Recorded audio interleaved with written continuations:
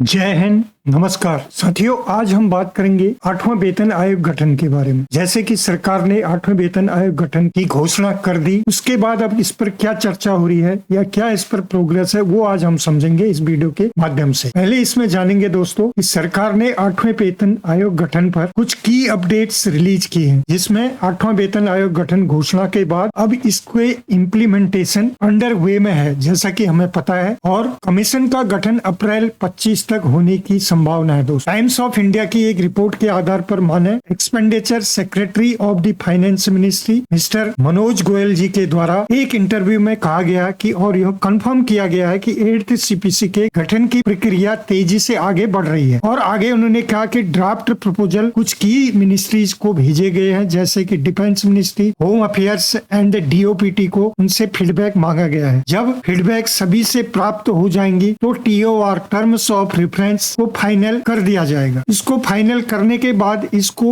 फिर कैबिनेट की अप्रूवल के लिए भेजा जाएगा दोस्तों, जो कि इसकी प्रक्रिया अब आने वाले समय में होने वाली है। अब इस पर हम आगे बात करेंगे कि न्यूनतम बेसिक कितनी हो जाएगी यदि फिटमेंट फैक्टर 2.86 हो जाता है, और यदि एक्सपर्ट की माने फिटमेंट फैक्टर 1.92 और फिटमेंट फैक्टर 2.08 के आधार पर आपकी पेंशन कितनी हो जाएगी। आगे उसको हम टेबल के माध्यम से समझेंगे। तो दोस्तों वीडियो बड़ी इंपॉर्टेंट होने वाली है। वीडियो में आगे बढ़े उससे पहले आपसे मेरा अनुरोध रहेगा, चैनल में पहली बार विजिट कर रहे हैं या चैनल को अभी तक सब्सक्राइब नहीं किया तो सब्सक्राइब कर लें, साथ में बेल आइकन की घंटी जरूर दबाएं ताकि आपको आगे भी नोटिफिकेशन मिलते रहे दोस्तों। तो चलो शुरू करते हैं। अब जैसे आप स्क्रीन में देख पा रहे हैं, टीवी भारतवर्ष की रिपोर्ट है दोस्तों, जहाँ पर आप देख पा रहे होंगे 8th पे कमीशन सैलरी, इस फॉर्मूले से सरकारी कर्मचारियों की कितनी बढ़ेगी सैलरी, जानिए पूरा गणित क्या है। अब 8th पे कमीशन सरकारी कर्मचारियों के लंबे समय से 8वें वेतन आयोग की डिमांड कर रहे थे। वहीं हाल ही में बजट 2025 से पहले सरकार ने सरकारी कर्मचारियों को तोहफा देते हुए 8वें वेतन आयोग का ऐलान कर दिया। सरकार ने जब से ऐलान कर दिया, इस बात को लेकर काफी चर्चा हो रही है कि 8वां वेतन आयोग के लागू होने से सरकारी कर्मचारियों की सैलरी पर कितना असर पड़ेगा, उनकी सैलरी कितनी बढ़ेगी, 8वें वेतन आयोग में सैलरी कैसे तय होगी। तो इसी के बारे में यहाँ पर बताया गया दोस्तों। जब सैलरी बढ़ने की बात होती है तो फिटमेंट फैक्टर एक बहुत बड़ा मुद्दा है, जो कि फिटमेंट फैक्टर कितना होगा उस आधार पर आपकी सैलरी और पेंशन में इजाफा होता है आगे। तो यहाँ पर फिटमेंट फैक्टर सभी सलाह के आधार पर 2.86% हो सकता है, क्योंकि ये जेसीएम की यहाँ पर डिमांड भी है कि मिनिमम फिटमेंट फैक्टर 2.86 होना चाहिए। 7वें वेतन आयोग के दौरान फिटमेंट फैक्टर 2.57% था, ऐसे में इस बार इससे कम नहीं होना चाहिए। इसके अलावा जेसीएम स्टाफ ने यह भी कहा है कि लेवल 1 हो या लेवल 6, सभी के लिए एक समान फिटमेंट फैक्टर अपनाया जाना चाहिए दोस्तों। जैसे कि आपको पता है 7वें वेतन आयोग में लेवल 1 के लिए फिटमेंट फैक्टर 2.57 था, लेवल 2 के लिए फिटमेंट फैक्टर 2.63 कर दिया था, और लेवल 3 के लिए 2.67, अर्थात जो फिटमेंट फैक्टर था वो लेवल के आधार पर अलग अलग था, और लेवल 4 के लिए 2.72। तो इस बार इन्होंने कहा है कि जो फिटमेंट फैक्टर है वो समान होना चाहिए, ये इनकी यहाँ पर मांग है। अब यहाँ पर आप देखें जो लेवल 7 स्तर के जो थे उनके लिए फिटमेंट फैक्टर 2.81 था। इसी आधार पर अब यहाँ पर वेतन कितना हो सकता है ये कहा गया है। यही बात यहाँ पर कहेगी कि 1.92% न्यूनतम वेतन में 18,000 रुपए से बढ़कर 34,650 हो जाएगा, और फिटमेंट फैक्टर 2.08 यदि होता है तो 18,000 से बढ़कर ये 37,440 हो जाएगा। यदि फिटमेंट फैक्टर 2.86% पर न्यूनतम वेतन 18,000 रुपए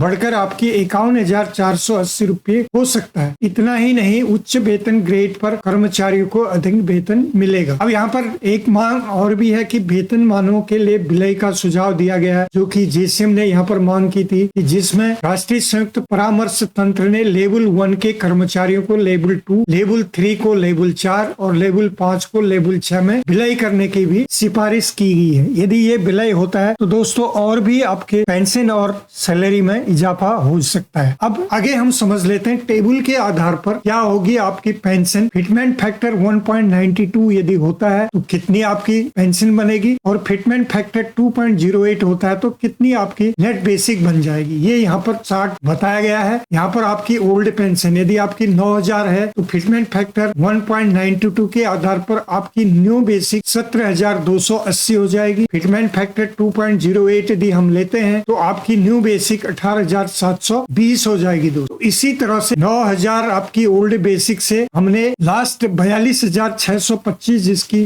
ओल्ड पेंशन है, उस आधार पर आपकी कितनी नई पेंशन बनेगी वो आप इस कॉलम में देख सकते हैं दोस्तों। जहां पर भी आपकी पेंशन आती है आप इसको पॉज करें और उस आधार पर अपने कॉलम में कितना बनेगा 1.92 फिटमेंट से और कितना बनेगा 2.08 से, इसको आप सिमिलरली यहाँ पर देख सकते हैं। पॉज करें और इसको आप जाने कि आपकी कितनी आने वाली 8th CPC में कितनी आपकी बढ़त हो जाएगी। तो ये थी दोस्तों आज की जानकारी आपको ठीक लगी तो वीडियो को लाइक शेयर करें। फिर मिलते हैं किसी अन्य अपडेट में, तब तक के लिए जय हिंद जय भारत।